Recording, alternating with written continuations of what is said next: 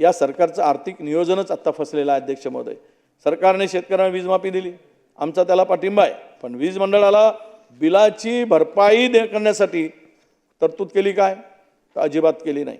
त्यासाठी सरकार पुन्हा कर्ज काढणार का? तर हो, काढावंच लागेल, कारण त्याला 1,30,000 कोटीचं कर्ज तुम्ही काढाल ते दुप्पट होईल।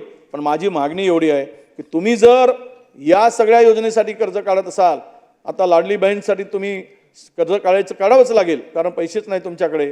तर माझी या सरकारला मागणी आहे, या निमित्तानं, या बजेटच्या भाषणाच्या निमित्तानं, जेवढी काही साधारणतः राज्यातील शेतीच्या वीज बिलाची भरपाई, वीज बिलाचं जे काही थकीत आहे ते सर्व थकीत बिलं सरकार माफ करावं आणि शेतकऱ्याला या ठिकाणी दिलासा द्यावा।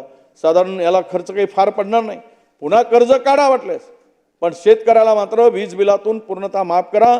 साधारण 65,000 कोटी रुपये शेतकऱ्यांची वीज बिलं आता थकली आहेत, ते भरू शकत नाहीत आणि त्यासाठी सरकारने एक ठोस निर्णय घ्यावा आणि 65,000 कोटीचे वीज बिल माफ करावेत, अशी मागणी मी या निमित्तानं अध्यक्ष महोदय करतोय।